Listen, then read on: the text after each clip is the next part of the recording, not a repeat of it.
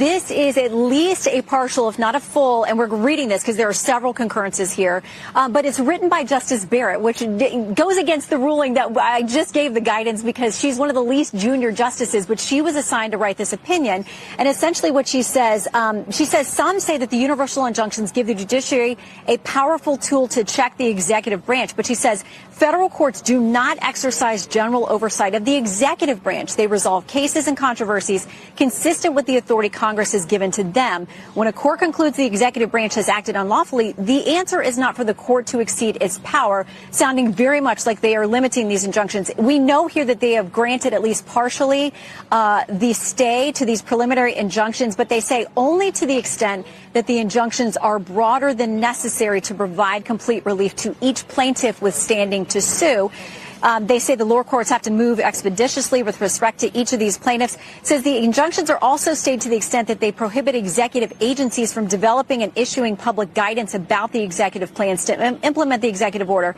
If you remember, part of this executive order on birthright citizenship, the stay was that the agencies that would be responsible for actually implementing the change with birthright citizenship, those agencies couldn't even start making a plan. So that part of it is lifted as well. We do see that the dissent here comes from the three justices you expect. It looks like Justice Sotomayor filed the dissent. Kagan and Jackson joined that. Justice Jackson also filed a dissenting opinion, but there are a lot of concurrences here. Justice Thomas, Justice Alito, there are others. So we'll parse through this, but at its first blush, it looks like this is a win in putting a limit on these nationwide injunctions. We'll see how far those limits go as we dig back through this. Got it. Want to bring Jonathan Turley back in. Shannon, thank you. So, Jonathan, it sounds like this is... Jonathan Turley. Forget Jonathan Turley. Bring on the old professor here, Dr. Steve Turley. I mean, every day is like Christmas, gang. Literally. It's Christmas every single morning in the golden age. What on earth could possibly have happened to have made this week even better for President Trump? Jesse Waters was already calling it Trump's best week ever. The crushing of Iran's nuclear capabilities in a single weekend, a brokered peace in the Middle East, a NATO summit where every single leader groveled before him, calling him daddy. I mean, seriously, what could have possibly happened to have made this amazing week even more amazing? Here you go. How about the Supreme Court completely overturning every single activist judge in the nation? That's right. Judicial activism at the national level has officially gone the way of the Iranian nuclear program. It's been obliterated. We have just witnessed one of the most significant conservative victories in Supreme Court history. The Supreme Court has just delivered, literally minutes ago, a crushing blow to activist judges who have been systematically undermining President Trump's executive authority since the very second he took office. In a decisive 6-3 ruling, the conservative majority has fundamentally transformed the balance of power between the judiciary and the executive branch, finally putting an end to the era of rogue judges blocking the democratically expressed will of we, the people. This is beyond anything that we could have imagined waking up to on this beautiful Friday morning, and we got all the latest for you. You're going to absolutely love it. Greetings, everyone. It is Live Stream Friday, an amazing Live Stream Friday at that. I am your host, Dr. Steve, the namesake of Jonathan Turley, who is a professor of law, but I am your Patriot professor, and it's my job to help you make sense of all the insanity, all the craziness, and give you a front row seat to the amazing new golden age that you helped usher in back on November the 5th. So make sure to smack that bell and subscribe button. You are not going to want to miss a single episode. As always, we got a jam-packed show for you today, more than we even imagined. So we're going to take a look at all kinds of things that are going on, not just in the Supreme Court, but around the world as well. I mean, Trump is absolutely redefining things as we speak. Our super chats are up, so feel free to send in your comments or questions. It'd be my privilege to read them for everyone. If you have questions or comments that you want me to read and answer, you can actually do that in two ways, either through a one-time gift via our super chats or by becoming a Courageous Patriot Club member, where your one-time monthly gift will enable you to ask me as many questions as you like. So just click on that link below to join. You have instant access to all kinds of exclusive live Q&As and special content that we offer. Either way, it'll be my privilege to answer your questions throughout this live stream. Also, I do want to give a big shout out to one of our sponsors for today's live stream, and that's Bean Dream. Now, I've told you guys about this. I have been using Bean Dream every night now for months, and I genuinely cannot imagine my nights with that. If I didn't have my Bean Dream last night, I may have just slept through the Supreme Court decision that came out this morning, right? Before Dream, I frankly, well, how do I put this? I would just lie awake for hours. I have a very hard time turning off my brain. And frankly, it was just exhausting. And now I fall asleep. I'm not kidding you. I fall asleep within about 30 minutes of hitting the pillow. And I stay asleep all throughout the night. And I wake up without feeling that, that foggy, sluggish feeling. In fact, since I began taking Dream consistently, I've noticed a real difference in my focus, my mood, my energy throughout the day. Dream is made with top quality, science-backed ingredients that help you relax and get the deep, uninterrupted sleep your body needs to stay healthy and vibrant. Seriously, I take it every night. It's become a ritual I actually look forward to each and every day. And unlike other sleep aids, no grogginess the next day. It's just clear-headed, focused energy. So if sleep is something you've been struggling with, believe me, I can relate to it. I did too. I cannot recommend Dream enough. You're going to love it. And right now you can save up to 35% off with my exclusive Beam discount. Just click the link below or scan the QR code and use code Turley at checkout. Don't settle for restless nights. Try Dream. You'll feel the difference. Click on that link below right now. All right. Judicial activism has officially gone the way of the Iranian nuclear program. So if you have not heard, we do have breaking news. The Supreme Court has just officially crushed activist lower courts and their ability to issue nationwide injunctions. Nationwide injunctions are a thing of the past. They have gone the way of the dodo bird. Justice Amy Coney Barrett, writing for the conservative 6-3 majority, delivered what can only be described really as a constitutional haymaker to the judicial resistance movement. In her majority opinion, Barrett made it crystal clear that federal courts simply do not exercise general oversight of the executive branch. They do, again, as we predicted, they were going to make this decision. It was a no-brainer. Obviously, they have no jurisdiction over the executive branch. And that when judges conclude that the executive branch has acted unlawfully or unconstitutionally, Barrett made it clear the answer is not for the court, a state court, to exceed its own federal power as well. The ruling has therefore crushed lower courts' absurd practice of issuing nationwide injunctions, as if a judge in Boston had more power than the president of the United States, right, which we saw most recently. Those days are now officially over. Again, we predicted this on this channel. We knew it was going to be sometime this summer, probably late June. Well, not bad, huh? So make sure to smack that bell and subscribe button. You're on the cutting edge of societal evolution, as Rush used to say. But make no mistake, this was not just a legal ruling. It was a thermonuclear bomb dropped on liberal judicial activism. Barrett's opinion systematically obliterated the entire foundation of nationwide injunctions, which she correctly identified as completely exceeding the equitable authority that Congress has granted to federal courts. The court emphasized that these sweeping orders were a relatively recent development in our constitutional history, that they have been conspicuously non-existent for most of our nation's history, and that obviously now they are being weaponized in such a way so as to put limits on President Trump's power, limits that we, the people, nor the Constitution have placed upon him. Now, the numbers tell the story of judicial overreach that the Supreme Court finally had to address. I know all of you were incredibly frustrated, and I kept telling, remember, what's been my counsel all throughout this? What's been my counsel? You got to wait. You got to be patient.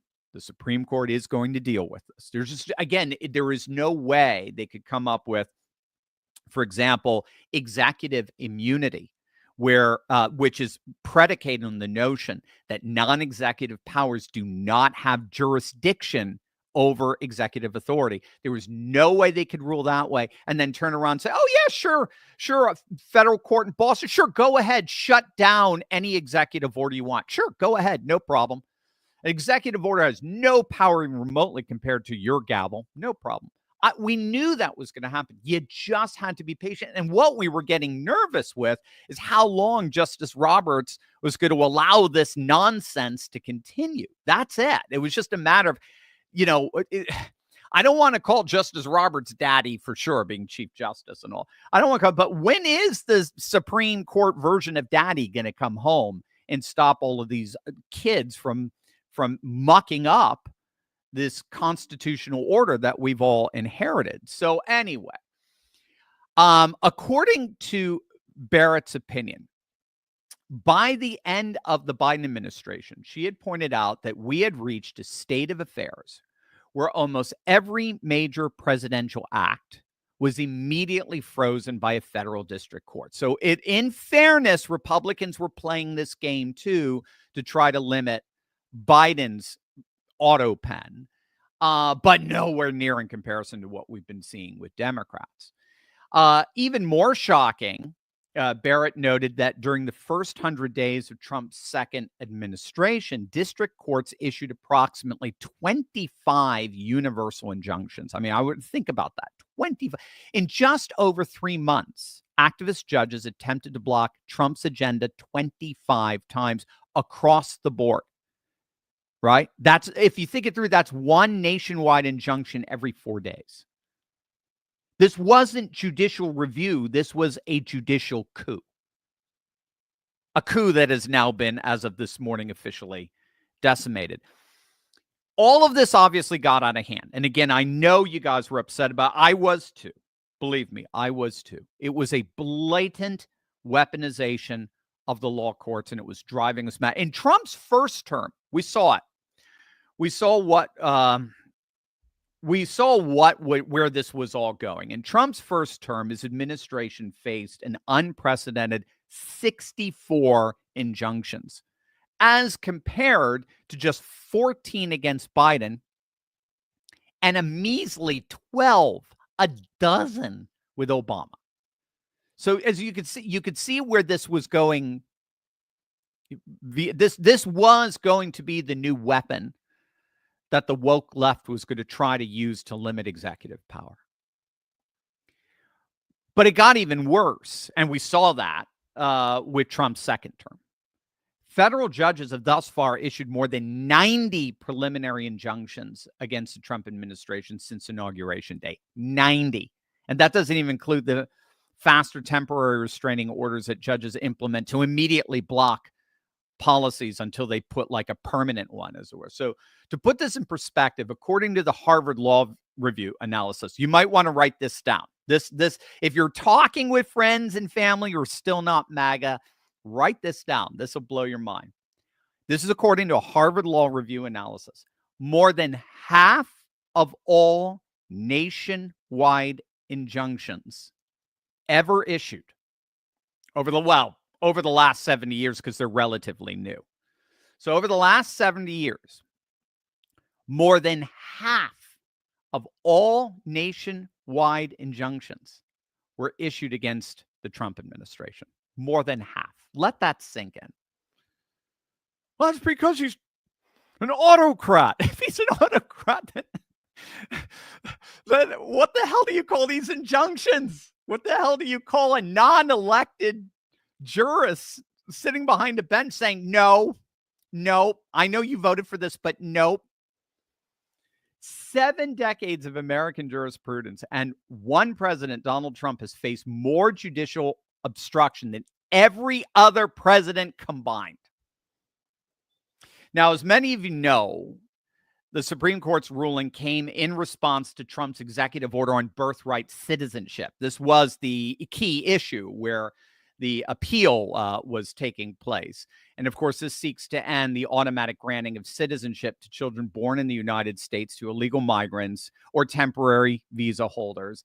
So this order directly challenges the liberal, the far left, insane interpretation of the 14th Amendment that's created a massive magnet for illegal migrants, basically saying whoever the hell you are, as long as you have a kid here, boom, automatically they're citizens. Obviously, that doesn't apply to diplomats, right? Obviously, that doesn't apply to ambassadors. Obviously, there's a whole host of people it doesn't apply to. But suddenly, when it comes to any illegal migrant on the planet, yep, if you made it across the border and you have your kid here, boom, they're an automatic citizen, and now you get to move everybody, including your uncles and aunts and so forth, into our country.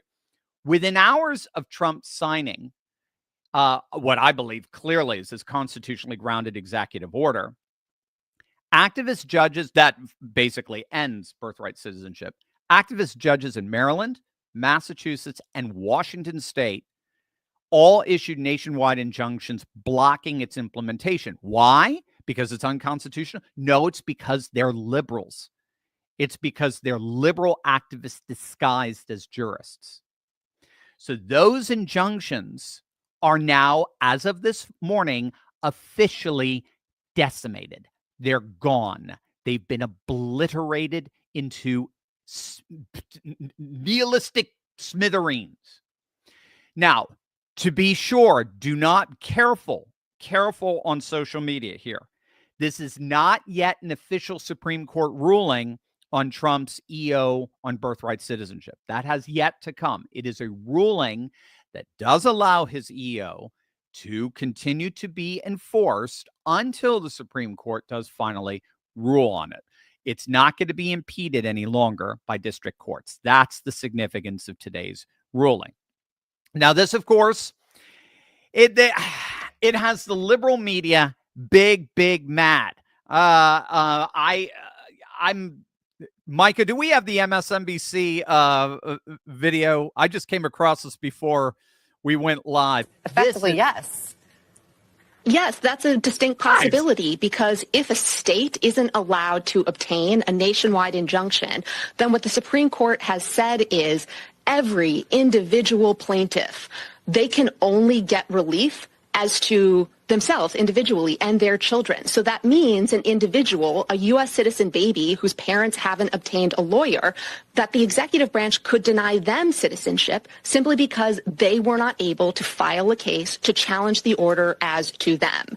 That is just, I think, an appalling result, given how difficult and expensive it is to obtain lawyers. And again, we're talking about a very vulnerable population here, individuals whose parents might be undocumented, who might be here without legal status, and you are requiring all of them to obtain lawyers to ensure their children are able to have their constitutional right of birthright citizenship.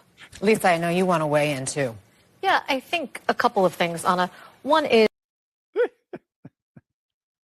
they might be here without legal status. They might be here they're vulnerable. They might be here without legal. You mean illegal aliens? You mean an illegal alien? And then look at those eyes. I'm laughing here. I'm laughing because ironically, and maybe, no, they don't understand this. They don't get it because they have no self-awareness. That's what I've found. That's one of the key differences I've noticed in fairness between liberals and conservatives. Conservatives tend to have a lot of self-awareness because I think we don't trust ourselves. We recognize, most of us are Christians. We know that we can't trust our hearts without them being redeemed by Christ. But there's just this, even if you're a secular conservative, there is a sense that you're most likely wrong about things. So especially if you're married. We know we're mostly, we have some sense of self-awareness. The left has none. The left is so narcissistic. They've got no self-awareness. And what Beady Eyes over there doesn't quite recognize, obviously, it's all your fault. what happened today. If those vulnerable communities that don't have legal status, which means the only due process they are due is deportation. That's it. There is no they cannot be deprived of life or they cannot be deprived of liberty or property if they are not legal citizens. Sorry. It's in the Constitution, right? This is all your fault. It's all your fault. You only have yourself to blame for this. Leftists never seem to be able to anticipate how their own ridiculous antics always end up backfiring against them. One of the most significant aspects of this ruling is that it finally puts an end to the Democrats' favorite tactic. And you guys know this. I know it drove you crazy. You asked about this all the time. By the way, if you have any comments or anything, our super chats are up. Make sure you just send us a super chat. I'll be happy to, or a question, whatever you want. Be happy to answer it during this or feature it during this live stream. Or you can click on the link below. Join our Courageous Patriots Club at fight.turleytalks.com/join. It's another way that you can ask your question or make your comment. I'll be happy to read them and answer them on the show. But I know that you guys tell me you are so frustrated with the now extinct practice of what's called forum shopping. So that's what these freaks at MSNBC are so oblivious to. Their ilk's practice of forum shopping, of court shopping, was inevitably going to come back to bite them and bite them hard, as it is this day. As I'm sure many of you know, liberal advocacy groups and Democrat state attorneys general, they've been systematically filing lawsuits deliberately and intentionally in districts with activist judges presiding over them, knowing full well that they are going to get nationwide injunctions that would block Trump's policies everywhere in America. It is a blatant weaponization of the judicial system. And this freak at MSNBC, old Bug Eyes there, knows it. She knows it. She's just covering for it. She's covering for it like they covered for Biden's senility. By the way, 1 year ago today, June 27th, the world saw it. The world saw the legacy media finally exposed for being the frauds they were. But I digress. Too many things going on right now. As of this morning, those court shopping days are officially over. They are gone. Those days of MSNBC running cover for the blatant weaponization of our legal system are gone. The Supreme Court's ruling means that a district judge in Maryland, you want to get this, again, write this down if you want to make sure you understand. This ruling means that a district judge in Maryland can no longer block Trump's immigration policies in Texas. That's what was happening. What was happening is a federal judge limited to a state jurisdiction was imposing, through these nationwide injunctions, his or her decisions on all 49 other states. It was insane. As of this morning, a judge in Massachusetts cannot stop Trump's trade policies from being implemented in Michigan. A judge in Vermont can't stop Trump's anti-woke policies from being implemented in California. I mean, this represents a fundamental restoration of federalism and constitutional order that conservatives have been fighting for relentlessly for decades to achieve, precisely to end this blatant liberal weaponization of the law. And it's happened. So this is absolutely huge, this decision this morning. Again, this Supreme Court victory has implications that extend far beyond the birthright citizenship case, which is what it dealt with directly. The ruling applies to all of Trump's executive orders and policies, meaning that the era of single judges blocking the president's agenda nationwide is officially over. it is gone. And this is just the icing on the cake of a week that many believe was President Trump's best week yet of his presidency. I mean, it just keeps getting better and better and better. Seriously, I want us to soak in how amazing this week has been. Shall we? Let's do this. Let's come on. We're all about deep dives here, right? Let's go back. Let's actually start with what happened in the Netherlands at the NATO summit. A moment that will go down in history as pure Trump genius. Now, while the mainstream media was preparing their usual hit pieces, pathetic hit pieces that now just routinely miss, Trump walked in and he delivered what NATO Secretary General Mark Rutte called a monumental victory for the United States. And what was that victory? Trump got NATO, the NATO allies, NATO's allied nations, to commit to spending 5% of their GDP on defense spending, more than double what they had agreed to a decade ago, which was 2%. So these are the same countries that whined and complained about paying 2%. Many of them didn't even do it under previous administrations. But here's Trump walking in like the deal maker that he is, and suddenly Europe is opening up their wallets wide, agreeing to pay more than double that. And how did NATO leaders respond to that call to pony up more than double what they had been paying? How did NATO leaders respond to more than doubling their expenditures for military spending? They groveled. I'm just going to say it. I'm not going to hold back. They freaking groveled before the feet of Trump. It was stunning to behold. If you followed the summit, what was so extraordinary was that literally everything was put on the back burner. Everything else. Ukraine took a back seat. Ukraine would normally be front and center. I mean, Zelensky would be in every single picture. He'd been all the press conference. Nope, not this time. Ukraine took a back seat. Ukraine was barely mentioned. Russia took a back seat, barely mentioned. Iran, back seat. Gaza, back seat.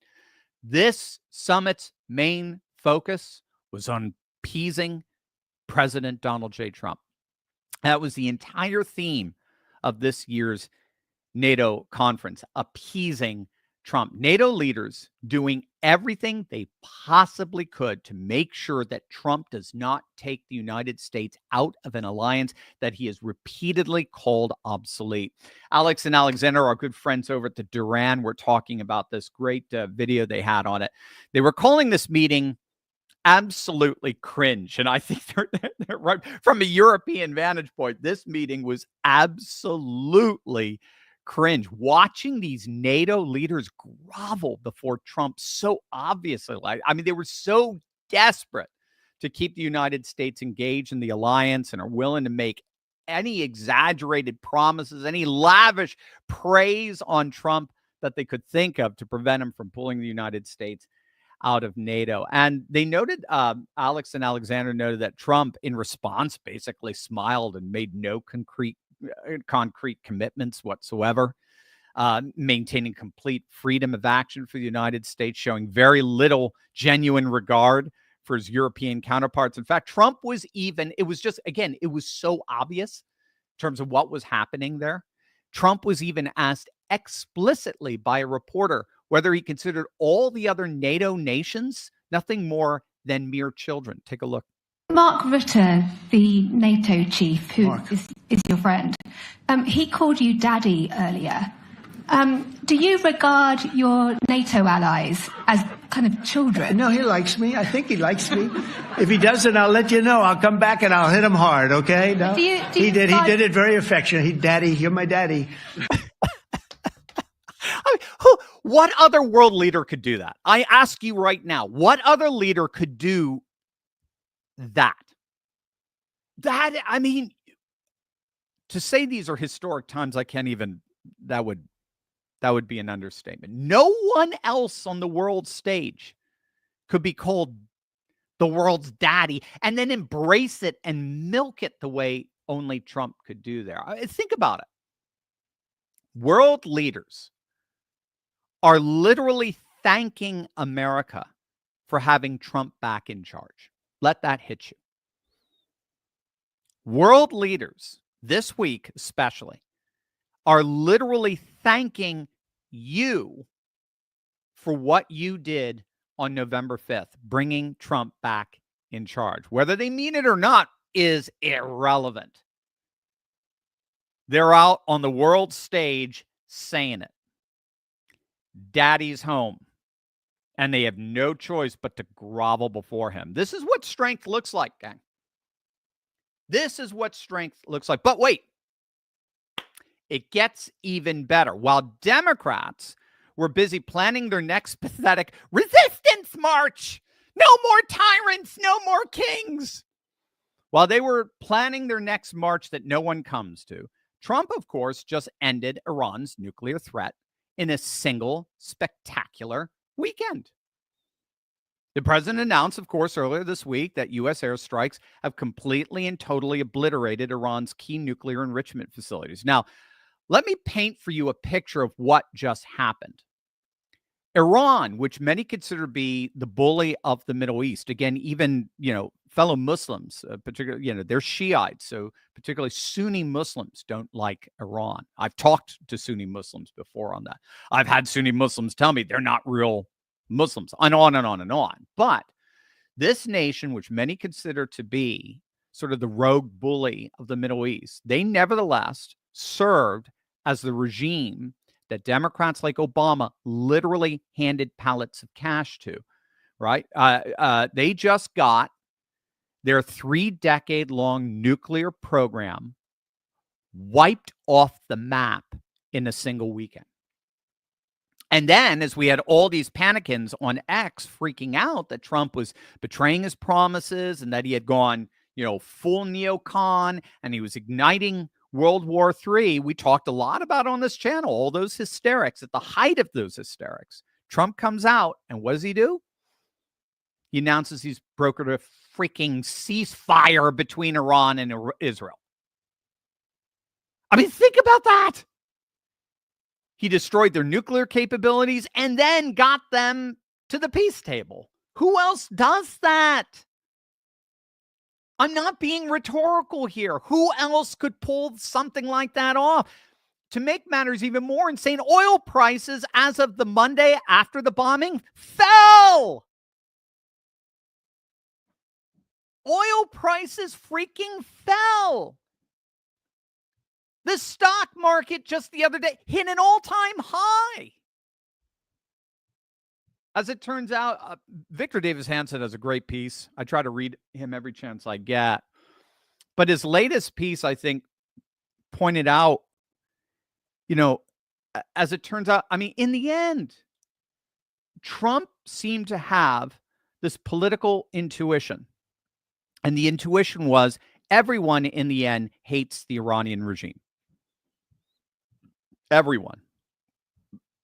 The Israeli and the American bombings have left Iran's regime isolated, humiliated, and weakened. You saw it in their retaliation and their pathetic, impotent missile attack. It was nothing more than a feeble, symbolic gesture that only underscored the regime's complete and total decimation. But the Trump administration and Israel, they both decisively dismantled Iran's military and nuclear capabilities. And in so doing, they just totally shattered the regime's aura of invincibility that they had built up over the decades that Obama believed in and responded to by giving them billions and billions of dollars.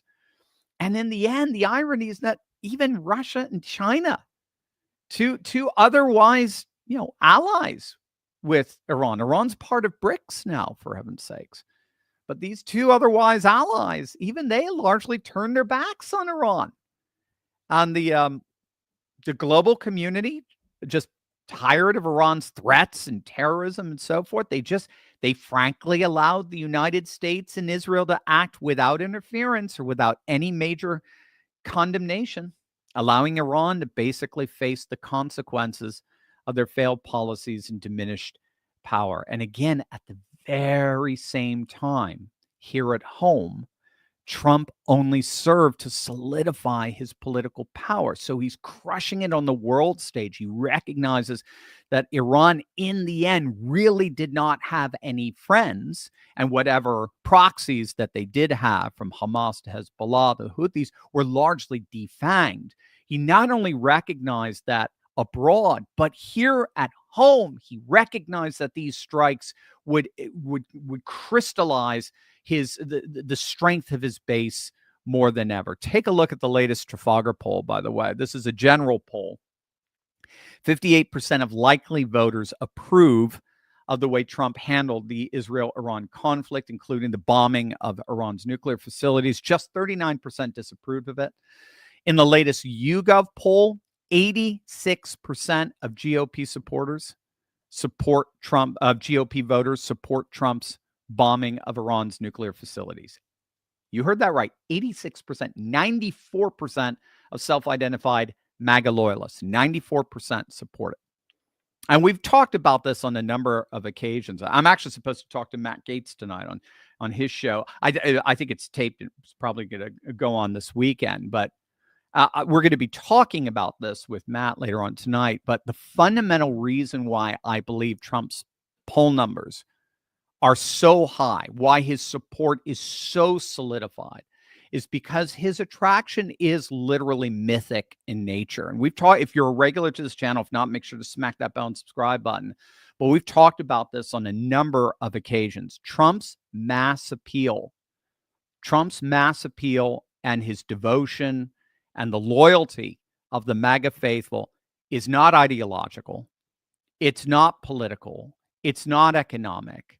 It's not analytical in any of those senses. Trump's mass appeal is freaking mythic. We are living in a period of profound mythological renewal. And those who still find themselves like in the old liberal modernist mindset have been caught completely blindsided by this.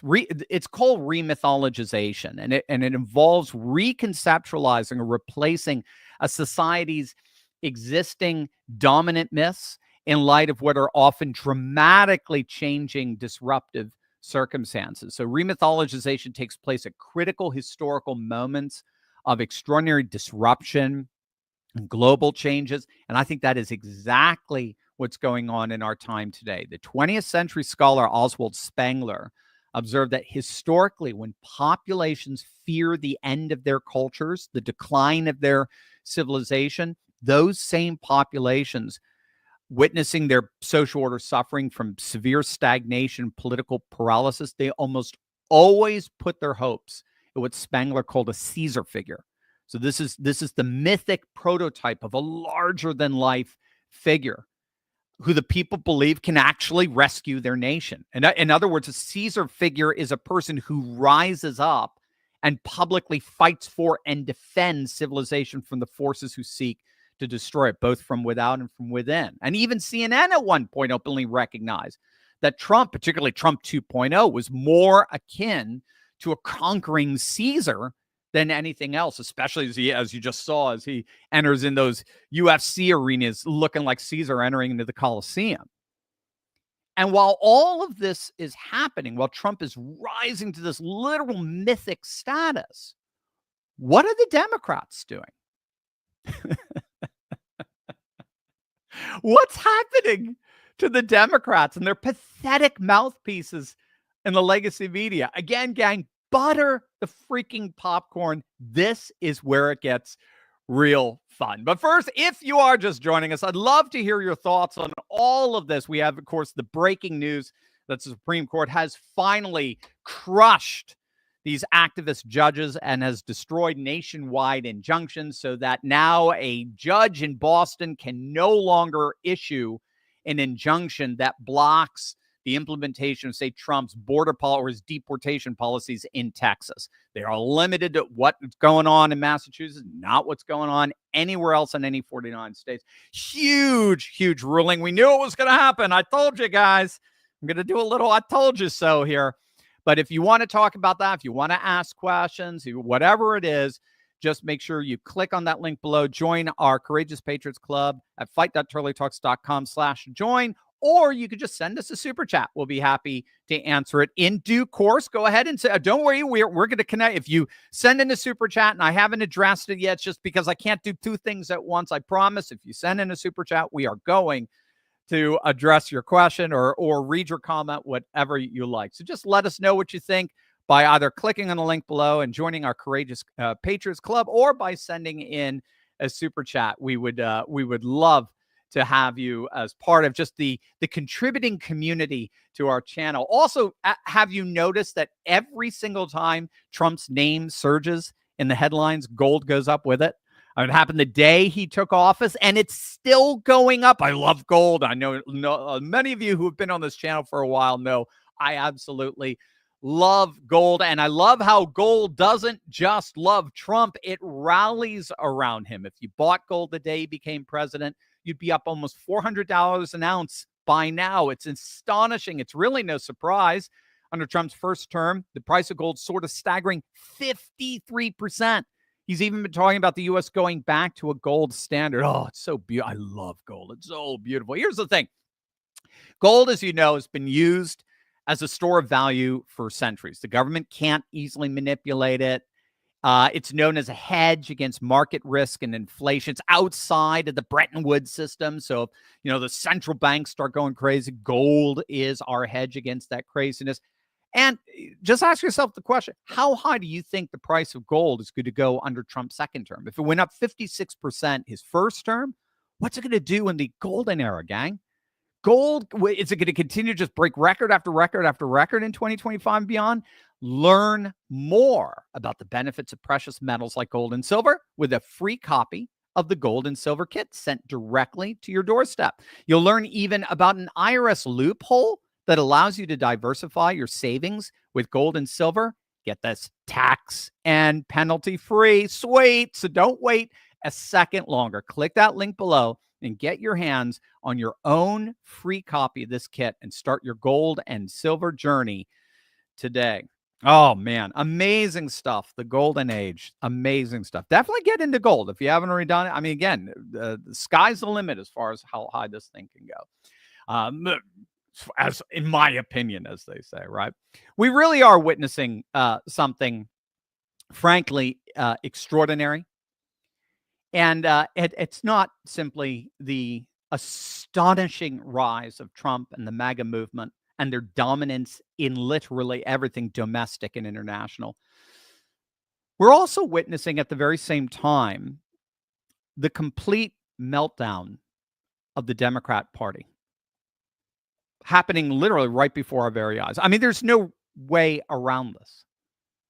From rabid far-left socialist mayors taking over New York City to Democrat leaders breaking ranks and actually praising Trump's successful foreign policy, from MSNBC praising woke lunatics to veteran Democrat strategists claiming their party is committing political suicide.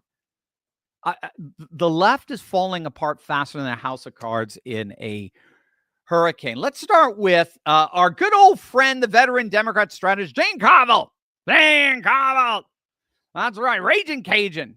He is calling what just happened in New York a potentially damaging event for Democrats all over the country. As you all know, in New York City this week, radical socialist Zohran Mamdani just won the Democratic mayoral primary, beating by, if I recall, double digits by about 10 points, establishment favorite Andrew Cuomo. But here's the kicker. This guy is not just your typical AOC progressive. He's calling for literal government-run grocery stores. Let that hit you. He's talking about literal government-run, Venezuela-run grocery stores. He wants government-run, he wants rent freezes. And most shocking of all, he's openly chanted globalize the Intifada. And even Jane Carville, who's been trying desperately to save the Democrats from themselves for years, admits this is a disaster waiting to happen. Check this out. that Fox can be talking about anything else. I can't imagine that any Democratic candidate anywhere in the country is going to be able to escape answering this question. I think the microphones will follow them around. I think that they're going to pound this home as hard as they possibly can. And it's also, honestly, given the, what of course, everybody's going to try to do. Let's look at our nominees in Virginia and New Jersey. And great. I mean, that has to be a big part of our answer. And depending on who comes in a general election, there's a lot of Democrats going to have a hard go at this. I think it's a potentially damaging event. Dude, you got to retire, man. I mean, you're like that old uncle that just embarrasses everyone at the Thanksgiving dinner when he starts blowing his nose or wiping his nose with his shirt and stuff. But hey, I mean, you heard the old man. Been around politics a long time. The microphone is now going to follow around every single Democrat in the nation, forcing them to either defend this radical cultural Marxist socialism or abandon their own party's nominee in America's largest city that appears to have galvanized the gentry liberal there. But wait, it gets worse for the Democrats. Carville is actually very terrified that this represents a generational shift in the party. The radical left isn't just winning isolated races anymore. They're taking over, like we saw with David Hogg, the entire Democratic establishment, from Ilhan Omar's racist comments about white men to now a socialist mayor in New York. The inmates are officially running the asylum. Speaking of implosions, let's talk about how Democrats are actually responding to Trump's incredibly successful military strikes in Iran. As we all know, Operation Midnight Hammer was an absolute triumph. All the data has now come in. We have completely destroyed Iran's nuclear capabilities. We've made the world safer in that sense. But instead of celebrating America's victory, Democrats are actually practically mourning, M-O-U-R-N-I-N-G. They're practically mourning for the Ayatollah. The reactions have been nothing short of embarrassing. I mean, Senator Chris Murphy spent days on Twitter bashing Trump on the strikes, only to be left speechless after classified briefings revealed just how successful the operation really was. The man went from claiming Iran was nowhere close to building nuclear weapons to admitting, they can be back to building weapons in mere weeks, contradicting, obviously, himself. But here's where it gets really interesting. Even now, fellow Democrats are breaking ranks, and they are starting to admit Trump is getting massive results. I mean, how could they not, especially with all these NATO leaders calling him daddy, for heaven's sakes?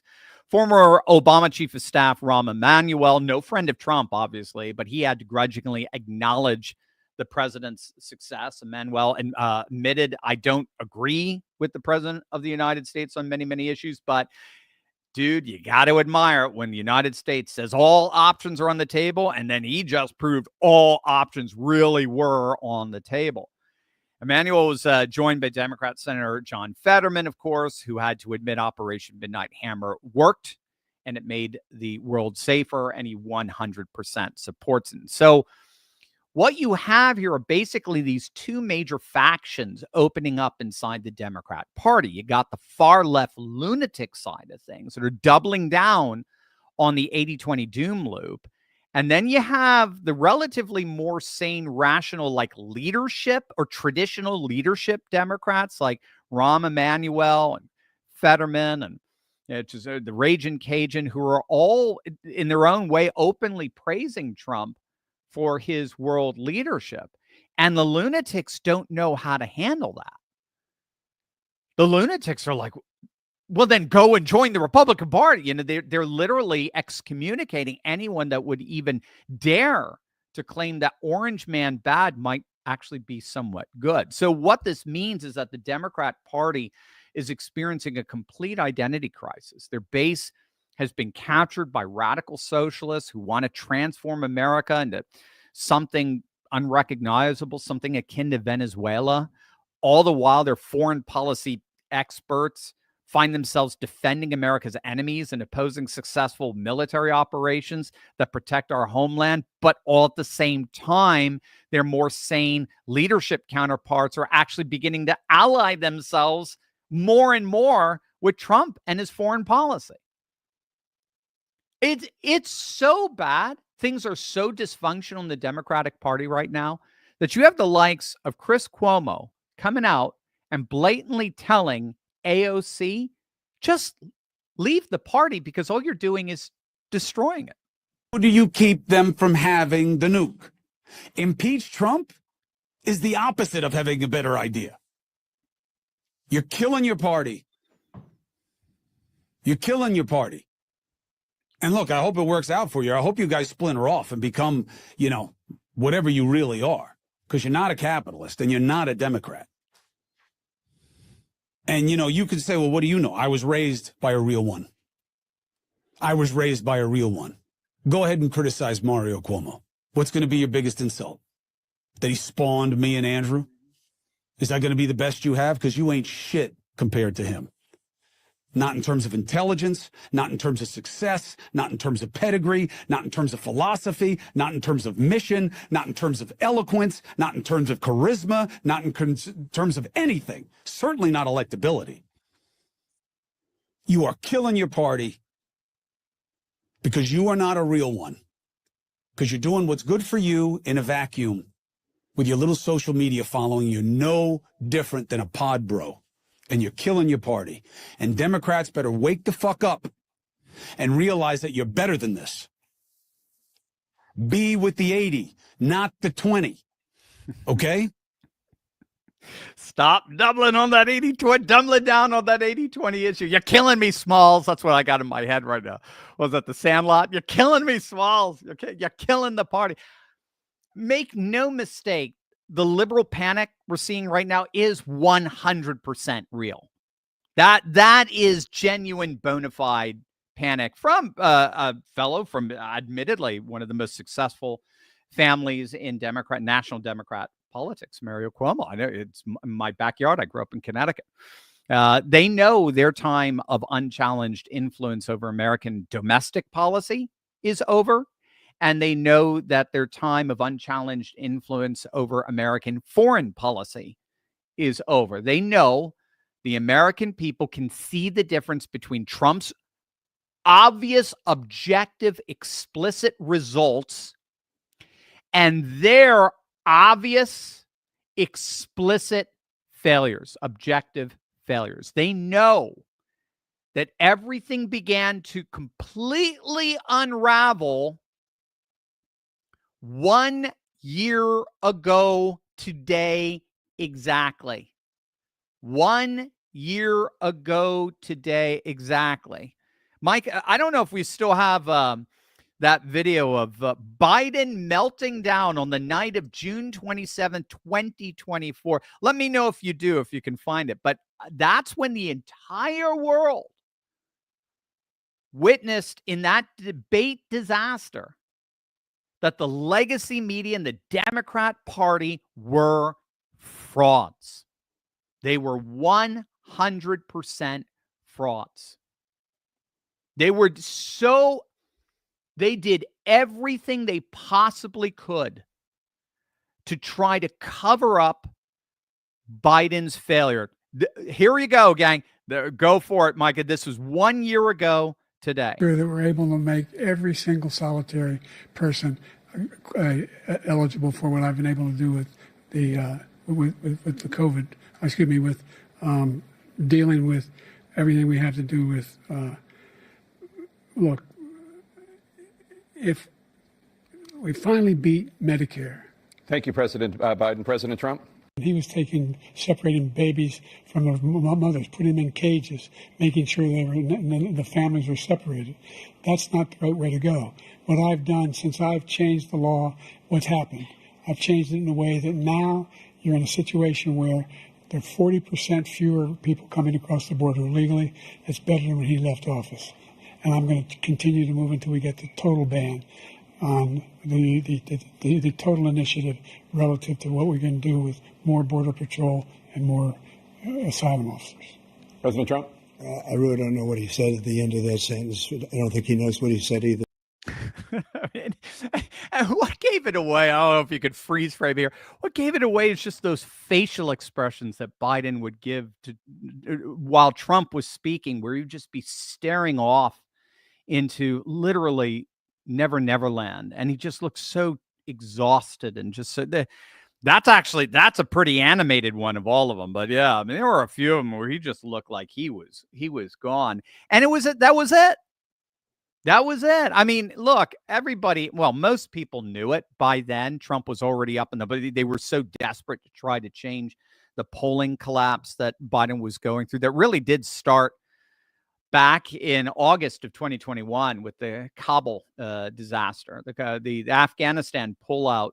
I mean, Biden just never recovered. The polls collapsed by double digits for him, and they never recovered. So it was a symbol. That's what we were arguing back then. It was a symbol of the Democratic Party as a whole, but also just the Biden presidency in particular. I would argue with the old liberal international order all the way. That was a symbol. That's what even Francis Fukuyama was making the argument of. Mr. End of History himself was making the argument that Kabul was the symbol of the collapse of the liberal international order that he believed was the end of history at one time, at least, I guess, 30 some odd years ago. No more, that's for sure. But that was the night that the entire world saw the legacy media and the Democrats were desperately trying to cover up and keep you from seeing what they were seeing behind the scenes. And now they are every bit as desperately trying to downplay every one of Trump's successes. They're trying to leak classified information. They're trying to run interference for our enemies. They would rather see America fail than see Trump succeed. And the American people are recognizing it. They're waking up to it. That's the beauty. That's the 80-20 glory that we're seeing on our side. And that's the 80-20 doom loop that they've captured on their side. Everything conservatives have been saying for years is being proven right before our very eyes. We said Trump would restore America's position in the world, and he has. We said he would get our allies to pay their fair share, and he did. We said he would confront our enemies with strength, and Iran's nuclear program is now history. We said he would revitalize our economy. Stock market is experiencing the biggest surge it's experienced ever, highest numbers ever. We said he would close the border, 99.999% closed. We said he would engage in massive deportations, done. Meanwhile, Democrats are stuck actually attacking success. That's their political platform. The Democrats' political platform that they've doubled down on is they're actually attacking success. And they're attacking success because they cannot create any of their own. It is classic socialism. It's not about bringing everybody up. It's about bringing everybody else down.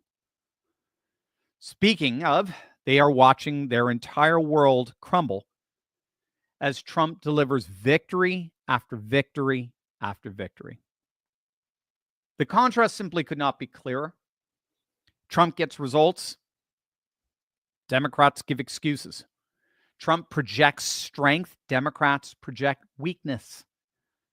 Trump puts America first. Democrats always put America last. And gang, when all's said and done, this is just the beginning. Trump has shown once again that he knows how to win on the world stage, and he's just getting started. With NATO allies paying up, Iran's nuclear program destroyed, peace breaking out in the Middle East, our border secured, mass deportations on a daily basis, woke colleges collapsing, trade deals galore, manufacturing and industry returning, trillions upon trillions of dollars of new investment. And now the Supreme Court crushing every single activist judge in the nation. Just imagine what the next few years will be like. The Democrats could keep their meltdowns. The Democrats could keep their resistance hashtags, their fake news narratives. The rest of us will be over here celebrating America's strength, America's leadership, and American victories. Because at the end of the day, that's what this is all about. Making America great again. One spectacular victory at a time. From Iran to NATO to the Supreme Court, the Trump era is literally dominating everything. And judging by the liberal tears flowing right now, I think we're just getting started. Over to you. As Micah, our producer, assembles your questions, you know we're not just fighting an information war here, gang.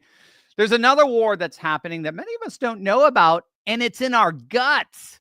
There is a battle between good and bad bacteria going on right inside of you right now that can determine the health for the whole of your body. And here's how you're going to win that battle. Kimchi 1 from Bright Core Nutrition is the fermented superfood your body needs to arm the good guys with the right weapons to defeat the bad actors once and for all. Now, all health starts in the gut. You've probably heard about that. So putting the right fermented superfood in your gut improves every aspect of your health. We're talking your heart, your brain, even the quality of your skin, the growth of your hair, containing over 900 strains of beneficial bacteria in each capsule. Kimchi 1 supports healthy digestion, fortifies your immune system, and it helps detoxify your body. I take it every day, guys. I love it. Kimchi has also been shown to reduce risk of obesity and promote smaller waistlines by curbing appetite and naturally boosting your metabolism. Sounds good to me. Kimchi 1 is all natural, non-GMO, dairy-free, gluten-free, and 100% made right here in the good old US of A. Today, you can get an exclusive offer by clicking the link below. Just use code TURLEY for 25% off your entire order, or for an even better deal, call my friends at Brightcore for up to 50% off your order and free shipping. Give them a call right now at 888-897-0233. That's 888-897-0233. I didn't realize I've been talking so long. Trump is on a live press conference on the decision. Can we stream it? Yes. Producer Micah wants to stream President Trump's live press conference on the Supreme Court decision. Let's hear it. Can you do that for us? Love it.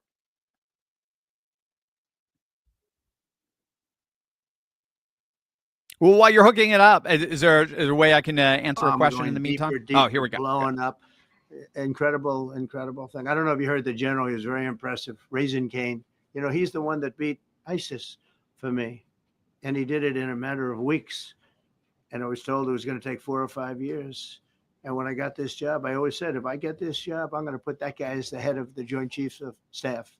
And Dan Kane. And he, when I heard his name was Raisin, his nickname is Raisin Cane. I said, you got to be kidding. So I liked him right from the beginning. But he knocked out ISIS in a time that nobody ever thought possible.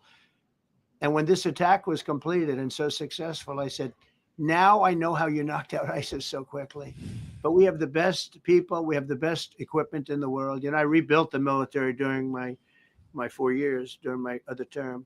We have the best equipment in the world. The problem is we gave away, you know, a lot of it, but small, relatively speaking. We gave a lot of it away to Afghanistan. Shouldn't have happened. That just shows how incompetent they were. They gave all that equipment away, billions and billions of dollars worth. Shouldn't have happened, but that was small compared to what we have. Now we have a great military with great people. Okay. Daddy. Congratulations. A couple of very different questions. One is Rwanda, 1994. As you grew up in New York, we all knew how horrific those attacks were. Congratulations on that treaty. There are talks that perhaps... That's going to take place today at 3:00 in the Oval Office. We're going to have a signing with Rwanda and the Congo. So I'm a little out of my league in that one because I didn't know too much about it. I knew one thing. They were going at it for many years, and We've with done a video on machetes. that. It is one of Rwanda the and the worst, Congo. one of the It's worst still wars that anyone's ever seen. overflow of the And I just Houthis and happened to have somebody that the was able to get Tutsis it and settled. I the mean, just Houthis. a brilliant person who is very comfortable in that part of the world. It's a very dangerous part of the world. I said, are you uncomfortable there? People are being killed. Hutus and School the children Tutsis, are that's being raided and killed. And I don't even want to say how, but as viciously as I've ever heard. Are you uncomfortable? No, that's the part of the world that I know. Very comfortable. Was able to get them together and sell it. And not only that, we're getting for the United States a lot of the mineral rights from the Congo as part of it. They're so honored to be here. They never thought they'd be coming to. Look, this is a very tough part of the world. They never thought, they were just telling me, they never thought they'd ever be coming to the White House. And they're so honored. And so we're going to give them a great big reception. But that's after many years of fighting. It's a great thing. That's at 3:00, I believe. Sir, are you concerned at all about secret nuclear sites in Iran? You talk about maybe just secret nuclear site? Yes, there might be some that Not are really. Can I tell you? They're exhausted. And Israel's exhausted too. And I dealt with both of them. And they both wanted it settled, both of them. And we did a great job, but they're exhausted. The last thing they're thinking about right now is nuclear. You know what they're thinking of? They're thinking about tomorrow, trying to live. It's such a mess. It's such a mess. The place was bombed to hell. And no, I'm not worried about it at all. And I'm putting out a little statement. I'm going to respond to the Ayatollah's statement yesterday that we won the war. Oh, God, we won the war. And I said, look, you're a man of great faith, a man who's highly respected in this country. You have to tell the truth. You got beat to hell. And Israel was beat up too. They were both beat up. And it was a great time to end it. It was quick. They got the hate out. There was a lot of hate, a lot of hate. It would be great if they didn't have that hate. But the last thing they're thinking about is nuclear weapons right now. Please. Thank you, Mr. President. Iris Howe with NTD Research Media with the Epoch Times. Thank you so much for doing this. It's very refreshing for all of us here. It's a good group In this room. It's refreshing. Very refreshing. Yes, we haven't Probably. had this in, I understand what you mean. So thank you so much for coming out here. Other than Caroline's done a great job. Yes, You're referring to the past administration, not to Caroline. Yes. Back to the ruling today, if you don't mind. So you have always talked about winning for the American people. Right. How do you think today's ruling will enable you to further deliver for American families and workers across the country, not only when it comes to immigration, but also when it comes to trade, energy? What actions are most eager to move forward? Well, I think now? taking power away from these absolutely crazy radical left judges is a tremendous. This is such a big day. This is such a big day. It's Amen. like it's sort of sad because we're doing the signing at 3:00, and this may very well dominate the signing of a big war that was going on and really affecting the continent of. Think of it, the entire continent of Africa was being affected. We're settling that war today, and this will probably be a headline. But this is a very big moment, and it gives power back to people that should have it, including Congress, including the presidency. Right. That's the beauty of And it. It works all the way takes through. bad power away from judges. It really doesn't take. It takes bad power, sick power, and unfair power. And Yeah, it's excellent. really Yeah, gonna be- let's it do is a very some monumental- Q&A. I just wanted to check in with the president there. Obviously, a gigantic day. Like I said, this is one of the biggest decisions, probably the biggest decision since Roe v. Wade got overturned, where we're finally overturning now these absurd national injunctions where a judge in Massachusetts can halt the president's immigration policies for the people in Texas. And that's just absurd. They don't have anywhere near that kind of power. All right. What do we got, Micah? Let's hear some. Let me know how many questions we got, and let's rock and roll. BW, is the mayoral primary something we can laugh at because it gives the centrists a better hope for winning? Or should we be concerned this is a national trend? Cuomo's less popular than right after COVID for sure. Yeah, well, I think it's a both and, to be honest with you. Not necessarily in terms of whether or not they could win, whether Cuomo could win or Adams can win. I think it's a laughter in the sense that if this is a national trend for the Democrat Party, even Democrats, that's the key. Even Democrats are admitting that's it. Our party is shot. We're done. Because what this guy majors in is he majors in every 20% issue out there. Out of every 80-20 issue, he majors in every single one. Right? Whether it's the woke stuff. I mean, this guy makes the woke look conservative by definition. Okay. This guy doubles down on wokeness in ways that obviously just split the left. I mean, we saw it. We saw it in the primary, and I think we'll see it in the general in November. But he doubles down on wokeness. Joe Rogan said it beautifully to Bernie Sanders. I'd gladly pay more taxes. I'm a gazillionaire. I'm gladly pay more taxes if I knew the taxes were going to a competent, honest government. But instead, it goes to an incompetent, corrupt government. Why would I do that? Why would anyone want to pay more taxes to such an obviously corrupt entity and such an incompetent entity? So he's doubling down on not to make it ethnic or whatever, but I mean, and he is a Muslim. That does not help. Islam is not like here. It's not like in Europe where it could be, well, you're not allowed in the census to record the religion of people in Europe, but they're estimating it could be anywhere from 10, 15% of some populations there in Europe. It's still relatively small. It's still, I think, about 2% of the population or so here. It's concentrated in like Hamtramck and Dearborn, Michigan. So it's very important to win, for example, Michigan, which Trump did get. He got the Muslim vote there. But, again, Americans, I try to explain this to my geopolitical buddies around the world, and they can understand. Americans don't like Iran. Plain and simple, right? Americans don't like her. We love Russia a lot more than anybody loves Iran. You think Russia's our enemy? Iran is Russia on steroids. We don't like Iran. 1979, international humiliation, the storming of the American embassy, and the hostage crisis. We despise Iran. We despise everything to do with Iran. And for right or for wrong, even though they are Shiites, for right or for wrong, that does, after 9/11, of course, that gets mixed in with very, let's just say, not very,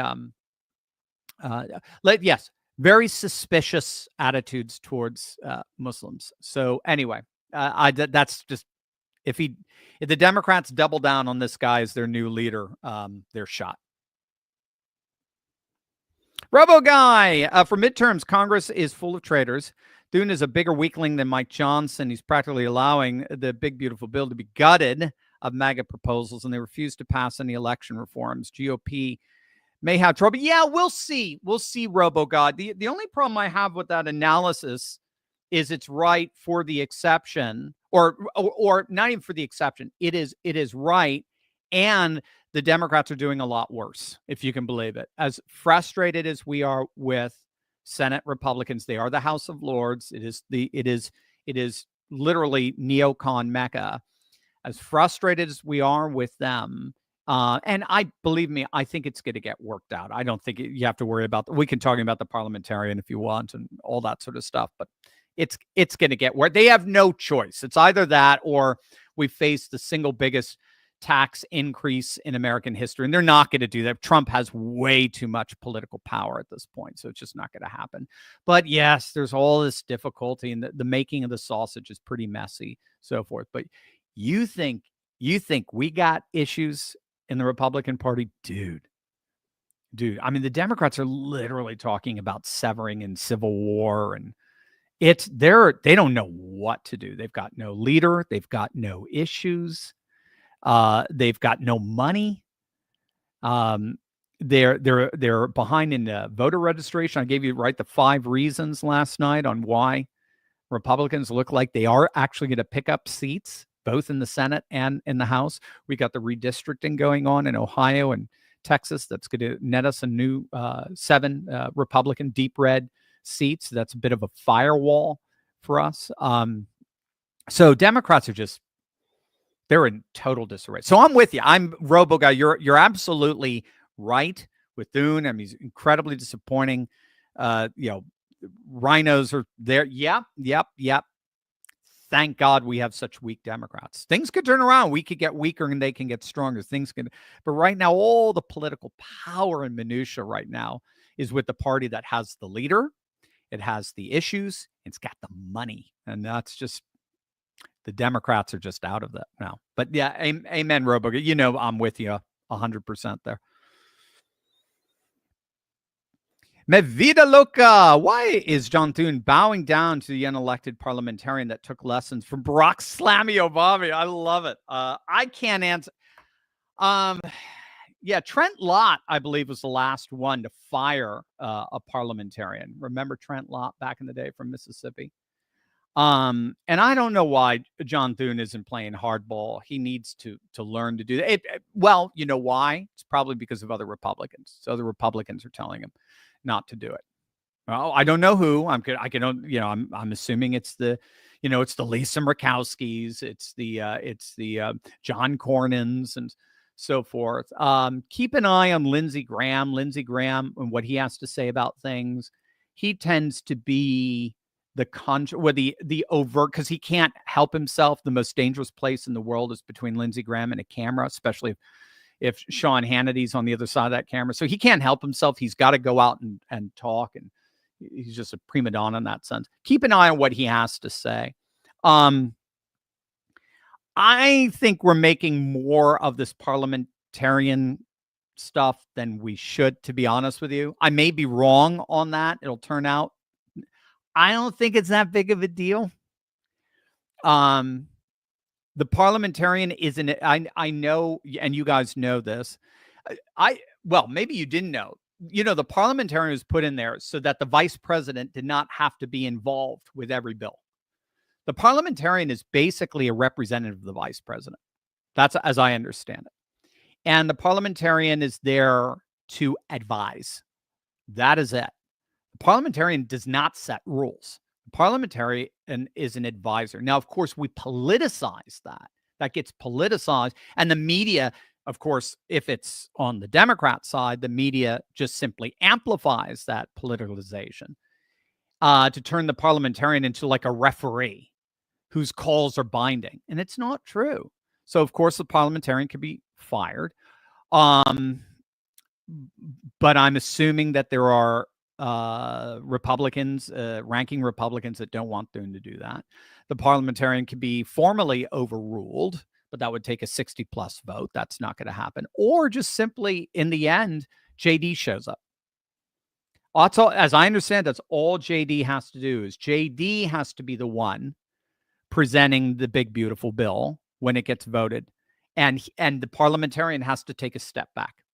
There's nothing that the parliamentarian can do. Now, that hasn't been done since the 1970s. I think Nelson Rockefeller was the last one to do that under Nixon.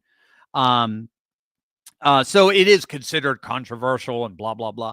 But we're living in times now where it's time to just chuck all the precedent that the left-wing liberals have cemented into DC since 1945, since the post-World War II order. Just chuck it and just make this thing happen. So in the end, I don't think the parliamentarian is that big of a deal, to be honest with you. And I think in the end, Trump is going to get pretty much everything he wants. He's going to make sure of that. ROT Corp, Dr. Turley. You'd think I'd learn by now that when negative information world comes out, it's not the end of the world. That being said, see questions below. Okay. I love the setup, ROT. Doctor, to have a little black pill. How are you black pilled? I know. About New York City electing Mamdani. Pretty sure this will only embolden the leftists more. So yes, it will. And that means they're going to fall. It's like the dodo birds falling off the cliff. to seek national governance. I also question myself because I dislike the ideals of socialism. This is a New York City and Dem problem now. But in the end, it is democracy. How badly can this spill over to the rest of the country? I guess next time I go to Central Park, I should bring a loaf of bread so I can feed the Democrats by Bethesda Terrace. So you're hilarious. Yeah, no, I think you're missing the bigger picture, ROT. I think you're missing the picture, the bigger picture of the more they double down on the Mamdanis. Again, you have Democrats admitting this. The more they double down on the Mamdanis, the more they double down on the 80-20 doom loop that they're in. The more they are doubling down on the most unpopular political, economic, and cultural policies you can possibly double down on. They really do only appeal. This is ironic. They really do only appeal to what are being called trust fund socialists. That's like that. That's the new term I'm hearing on News Nation. These are trust fund socialists. So when you look at who voted for Mamdani, it's white liberal elites. It's not the working class. Working class went with Cuomo. Working class don't like Mamdani. They see Mamdani as a trust fund socialist. He lives in a completely different cultural sphere than working class, and the working class know they're the ones that are going to end up ultimately paying for both his programs and his incompetence. So I don't think you have to worry about it at all. If anything, this is only securing the great political realignment that's happening right now, where the working class are moving to the right, and your socialist champagne liberals, limousine liberals, champagne socialists, which are a shrinking portion of the population, which tend to be single white women. They are moving overwhelmingly to the far left because they just don't know what else to do in order to try to stop Orange Man bad. So I'd let this thing go off as it is. This is a blessing in disguise, my friend. Mitchell, what can Donald Trump do now that the parliamentarian has destroyed his big? Parliamentarian has not destroyed his big, beautiful bill. You guys are making too much. As I could see it, you're making too much of this parliamentarian stuff. Send in JD. The parliamentarian stands in for the parliamentarian is a ceremonial role that stands in for the vice president. So the vice president does not have to be present at every negotiating meeting and so forth. And so just send JD in. There's a couple of ways you can do it. I mean, you can get rid of the parliament, you can fire her. And I'm, again, like I said, I think Thune is under pressure from other Republicans not to do that. You can use what's called the Byrd Rule. The Byrd Rule simply overrules the parliamentarians' decision making, but that's the Senate filibuster. It takes 60 votes. Or you just bring in the vice president. The vice president takes over. And again, that's exactly what Nelson Rockefeller did back in 1975. The vice president says, "Nope, here's the big beautiful bill. As the president of the Senate, here is the big beautiful bill that we will vote on," and the Republicans vote on it. Now, again, you're going to get the Lisa Murkowskis and you get the Susan Collins and all the losers coming and going, "I'm not voting for it because the parliamentarian said." They're going to weaponize. That's why I personally think you should get rid of the parliamentarian altogether, because it's just everything is weaponized now. So just keep government as minimalist as possible. But no, Mitchell, don't black pill. I don't know why you guys go there. I honestly don't. I don't get it. I've never understood it. The future belongs to the optimists, and we will figure out how to crush the parliamentarians' nonsense. Davros, Dr. Turley, you're a great American. I wish you had been in my army squad in Afghanistan. I couldn't, dude. I'd be in the corner sucking my thumb, man. You have made a fine addition to the Gentleman's Cigar Smoking Club. Oh, you would have, man. Well, I could do that. I could hang out with you guys and have a nice cigar. I might have one a little bit later on today, actually. How are you celebrating today? There you go. The 1-year anniversary of Joe Biden's pathetic attempt to debate President Trump. I really don't know what he said at the end of the sentence. I don't think he knows what he said either. Thanks, Stavros. Yeah, maybe I'll do. I'll have maybe a Partagas Black Label. I have a nice box upstairs, so maybe I'll have one nice cigar. I have to film with Matt Gaetz later on today, so we'll be chatting. I'll be on his show, so maybe check that out. I think it might be on this weekend. So got some fun stuff going on. ROT Conductor Turley, what is your forecast for if Mamdani wins and your forecast if Mamdani loses? What's your overall forecast for the New York mayoral election?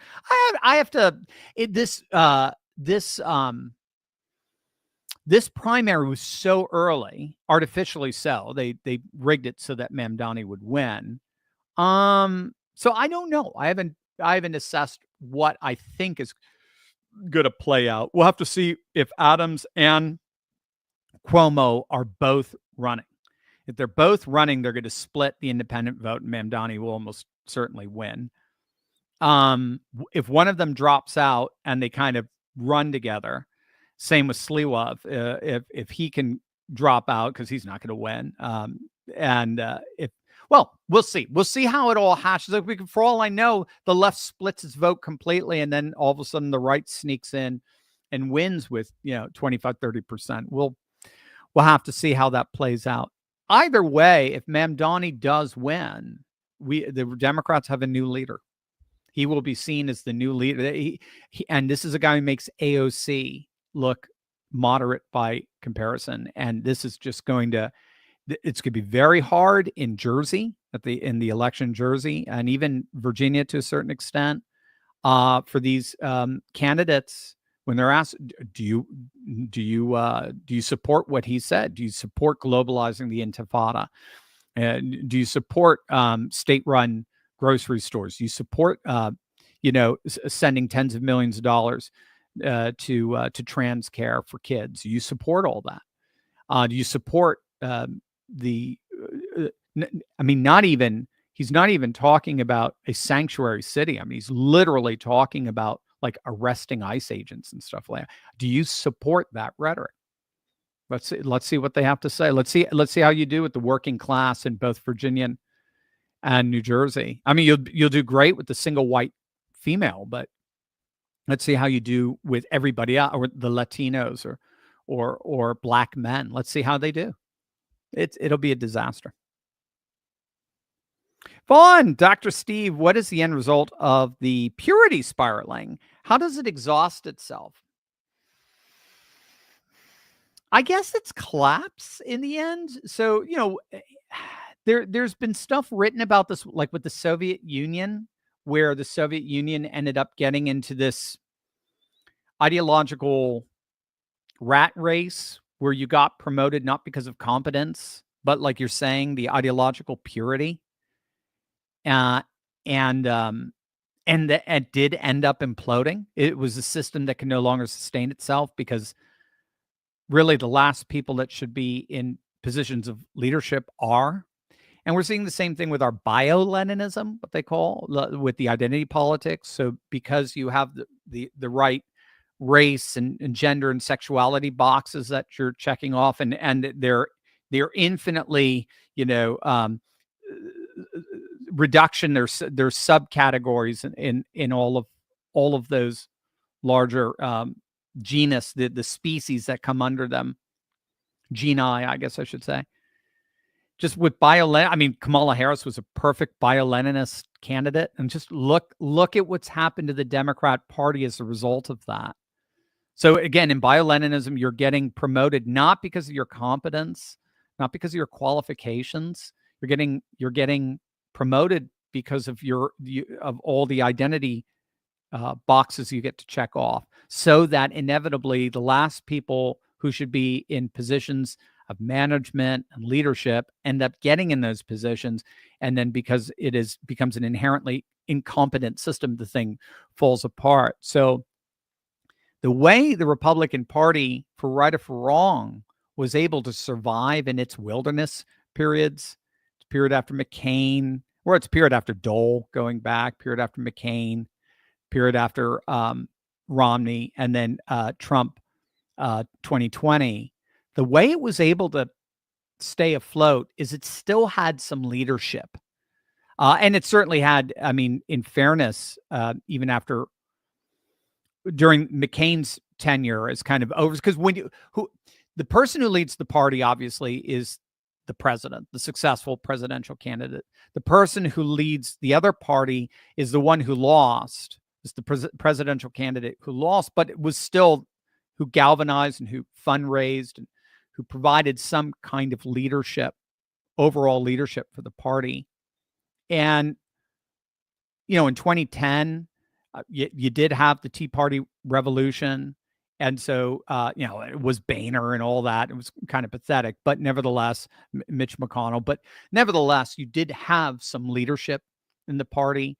2014, we got another big election. So there was a little bit of Mittens Romney with the new blood that came in 2014. It was a very odd kind of election. We did very, very well, but we didn't quite know where we were going. And then Trump came in, and ever since 2016, the Republican Party has been led without challenge by Trump. There have been, I shouldn't say without challenge, there have been challenges, but they didn't come anywhere close, right? You think, Ron DeSantis was the big one post 2018. Well, yeah, post 2020, when it looked like during COVID, all these people were moved, Florida became left 2G central. People were moving to Florida left and right. Then he blows Charlie Crist out of the water by 20 points, a former governor out of water by 20 points in 2022. So he was like the closest possible challenger, Nikki Haley or whatever. But obviously not. So the Republican Party has stayed competitive because it's always had leadership, it's always had issues, and it's always at least had money. Look at what happened in 2024 with the bio-Leninist candidate par excellence with Kamala Harris, cackles Kamala. She's nowhere to be found. She's gone. Biden's gone. He was always gone, as it turns out. They have no leadership. They've got no issues. They've got no money. The DNC is basically in debt just to keep the lights on. I reported on this last night. The RNC has 5 times the coin right now than the DNC has. So anyway, I just think in the end you're seeing it, Vaughn. I think you're seeing sort of the end of the purity spiraling. Now they're still there, right? We want to see. My goal, my hope is either the Democrat Party completely fizzles out, and then they start this fringe third party. That's what more or less Chris Cuomo is going on AOC to do. So we'll have to see. But right now, they are about as weak as you could possibly be. And I think it's largely exactly what you're talking about. And the irony is they haven't figured it out. Well, many of them haven't figured it out. They're still purity spiraling. Love it. Great question. The original troublemaker, rock dog, Dr. Steve, following up on a question from a few weeks ago. What about Trump's 4D chess move with Iran? Now, do you believe that the Iranian nuke program went the way of the dodo? Do you think the carrot is signed that the Abraham Accord and sanctions are gone? The carrot is signed, the Abraham and sanctions. Yes. Yeah, I do. I think that's going to be the carrot. Yeah, that sanctions will be gone. And Iran is basically going to be told, look, you have the chance now of being invited back into the international community, as it were.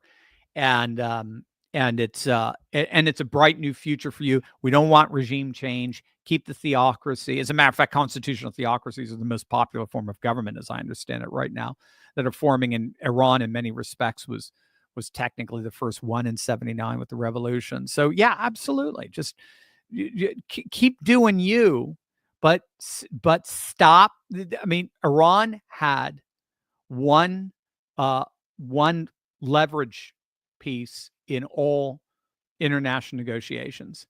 It had one leverage piece, and that was its nuclear program, and now it's gone. And now, as Hansen says, the only leverage it has, or it's the only bargaining chip that it has now, is its own existence. It wants to stay in existence. And so what Trump is basically saying is, well, we can do that. We can keep you in existence. And we'll do that by you getting rid of your nukes, right? Finally. And then we'll bring in the Abraham Accords, make peace with Israel, and let's kiss those sanctions goodbye. So, yep, I think you're right. I think you're right, troublemaker. Rock dog. Jonathan, hi, Steve. I sent you a voice message months ago. I don't know if you got it. It was about the Ghibli memes. As it blew up the internet, Ghibli fans, especially Miyazaki, expressed great displeasure. There's been flame wars on Facebook of people telling us to stop using it, even though it's only for memes and laughs. Like with Don Bluth's work, we'll always prefer the original art. But is this something to sue over for claiming stealing their work? I hope not. What are your thoughts? I don't know the trademark issues, Jonathan. I'm a huge fan of Studio Ghibli. I'm a huge fan of Hayao Miyazaki. I think actually Miyazaki is the embodiment of Archaeofuturism. All his films are fundamentally about an ancient Shinto Buddhist worldview, Japanese worldview, very unique worldview for cosmic harmony that he believes was disrupted by the modern world, the modern age.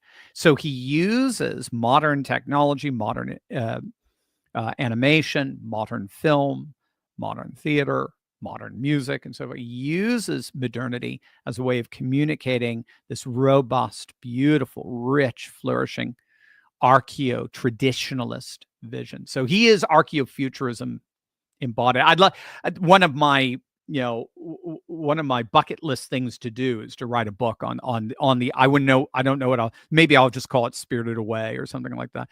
And then the subtitle is the archaeofuture vision of Hayao Miyazaki.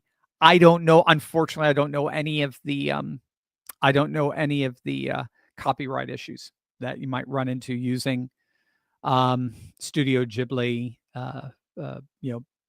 art and images. So I just couldn't answer the question. I think you're right. I think Studio Ghibli fully lends itself. It's fantastic world building. Fully lends itself to the world we're building right now. Yes, for sure. I would definitely support you in that.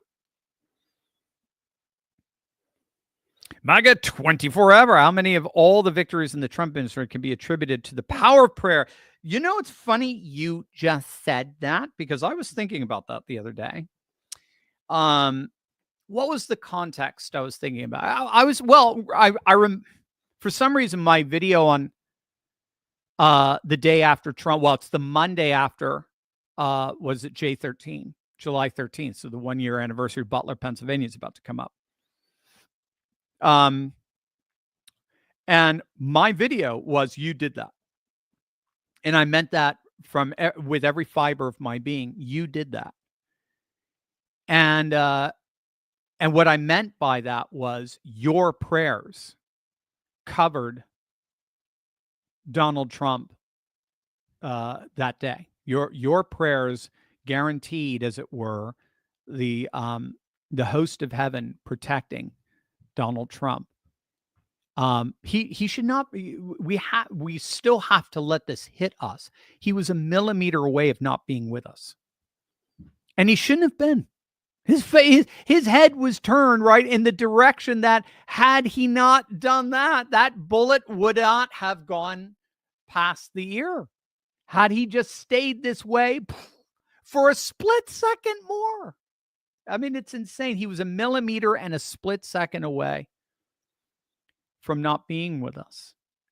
And that's why we're in the golden age. Every day is Christmas. Every day is a gift. I know it always is, but my argument on that video was the world saw a bona fide miracle. That was a miracle. Bill Maher still has yet to wake up to that, but that's his own closed heart. You were that miracle. You were that. The prayers of God's people affect nations. I think it was Charles Spurgeon he said, prayer is the tiny nerve that moves the arm of omnipotence. So I'm with you. I thank you for that reminder to all of us, MAGA 20 forever. You're wonderful, by the way. I always love your comments and questions. But we're living in a time where God's people are rising up.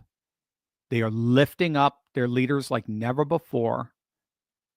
before the throne of God, and heaven is responding. There is, so in I'm Orthodox, Eastern Orthodox, and there is what we call a symphonia, a harmony, and accommodationist relationship between state and church.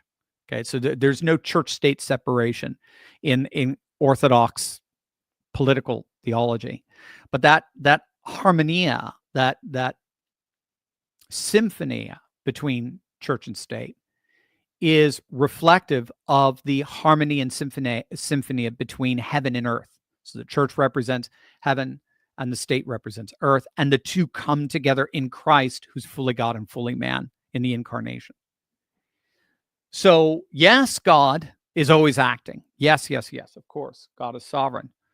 But we are called to pray and to manifest that sovereignty in and through our lives in a way that only prayer can do.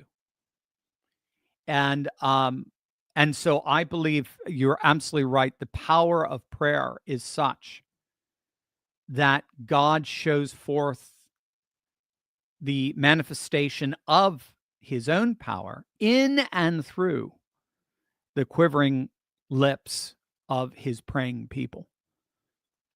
And so the mightiest could be struck down by the lowliest of prayer warriors, and the most unlikely could achieve heights unimaginable. But of course, again, bringing it back to Miyazaki, it's because heaven and earth are constantly interpenetrating. I think the Shinto vision of the world, that's actually largely been lost in Japan, but that is very intoxicating in the sense that it recognizes that the spiritual is always there. It's always around us, and that God has given us a means, like some have called it, like a walkie-talkie or whatever. But I don't mean to degrade it, but he's given us a means, a sacred means by which to access that world, and that is through prayer.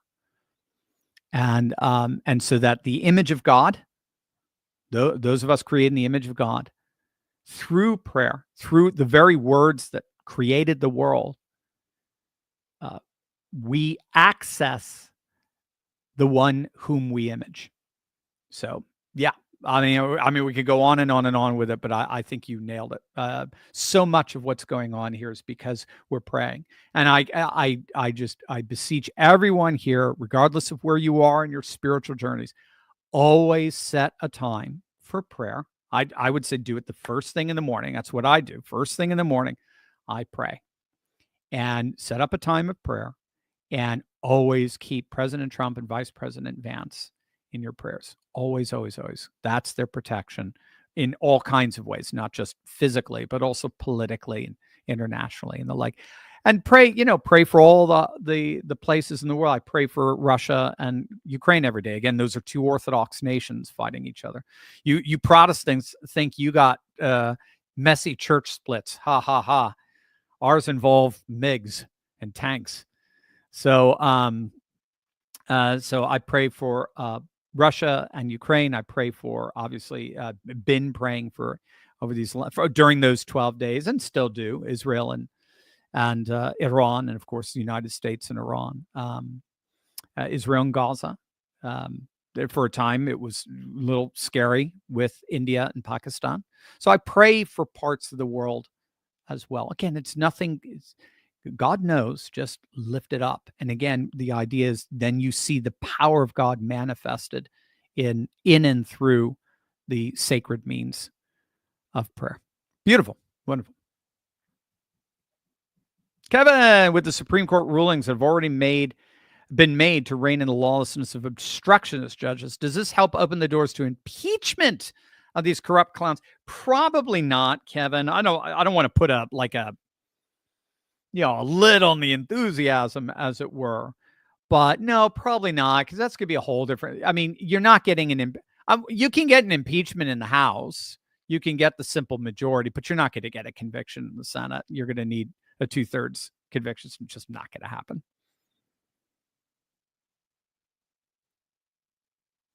Jonathan, does anime have to come from Japan for it to be anime? Because then anime made in the West is not anime. Is it realistic to fly all the way to Japan just to make anime? Fans make strict standards for what qualifies to be anime. What does it have to be? Why does it have to be that way? That's like saying tacos have to come from Mexico, even though we have Taco Bell. It shouldn't matter, right? We used to just call everything cartoons. Anime is Japanese art style, and I believe anyone can make it like you see at cons, at conventions, I'm assuming. I don't know the answer to that question. Is it like whiskey, or is it like Scotch? It has to be from Scotland. If it's not from Scotland, it's not Scotch. I have a student of mine, a former student I taught, who went to International Christian University, ICU, in Tokyo to study animation and anime in particular. So he felt the need to go to the Mecca of anime. But I don't know. I don't know the protocols of it. It would seem to me anime is a particular style. You can recognize it right away. I'm sure I've never studied the actual the aesthetic specifics that set it apart, but it's pretty recognizable, clearly. And it would seem to me that it does not have to be done in a specific national context, geographic context, in order for it to be anime. Just as long as those protocols are followed, then it seems to me by definition it would be anime. But Japanese do all kinds of things that become internationalized. Look at sushi. Sushi. 9 out of your 10 sushi restaurants are not Japanese owned. I don't need to tell you that, right? So even sumo, Japan went 20 years without seeing a Japanese sumo wrestling champion. They were either from Bulgaria or Polynesia, China, Hawaii. They were. So you're just. Yeah, Estonia for whatever reason has a huge sumo following. So there is definitely it's called cultural affiliation. It is something like people in Lancaster, for example. Most people in Lancaster are not Amish, but they will be damned before they allow you to knock down an Amish farm to build a mall. They are what we call cultural affiliates. They're not members of the culture or the ethnicity, but they love it, and they're participants of it. So I would see the same thing as anime. The Japanese do a lot of that. They have a lot of cultural traction, and so I would see it as obvious. I see anime as very much a part of that. The original troublemaker, Dr. Steve, these bimbos on PSMSDNC look like they must chugged an entire box of Chardonnay before that segment. Do you think SCOTUS was telegraphing their stand on birthright citizenship with the 6-3 decision? I'm going to be careful with that. I was wondering whether, well, I was considering on going with that, and I'm pushing back on it because I don't know. I do not know. I'm going to. Let me rephrase that. I don't know what their decision is going to be on birthright citizenship. So I don't think they were telegraphing. I think they were basically telling these lower court judges to butt out and stop playing Supreme Court judge. Butt out. Only we ultimately give rulings that apply to all 50 states. You don't. If you're in some, podunk district in, I don't know, in New York, upstate New York, in Albany, you don't get to decide immigration policy for Texas or for Mississippi or for Louisiana. If you're in Seattle, you're some judge in a court in Seattle, you don't get to make decisions for people in Florida. They finally stated this. This was a loophole that the left has been, and the right to a certain extent during the Obama era, but only a dozen times. But this is a loophole that these disgusting judges who know this, they know they don't have the jurisdiction over national policy. If they believe President Trump has done something that's unconstitutional, they can hold those under their jurisdiction to such an injunction, but not the entire nation. It's just been absurd. So this is amazing. I mean, you thought his presidency was going great up to now.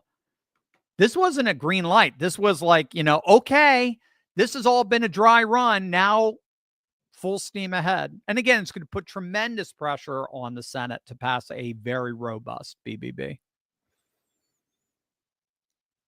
Oh, my brother from another mother. Hi, Dr. Steve, your friend Brian here. If you don't know, Brian is my colleague from our old Eastern University days. Given the left does not believe in the actual rule of law, well said, that they could slow the president down with injunctions. And given that it takes time for even the ridiculous injunctions to get reviewed, which it did, and given that the judges do not face any personal discipline for their nefariousness, what is it to keep these leftist judges from granting these national injunctions simply to obstruct as much of the MAGA agenda as possible? So that's it. That is a very good question, because I thought of that when I was listening to MSNBC. I'm listening to them, Brian, so you don't have to, because I know you're living your best life in good old sunny Florida.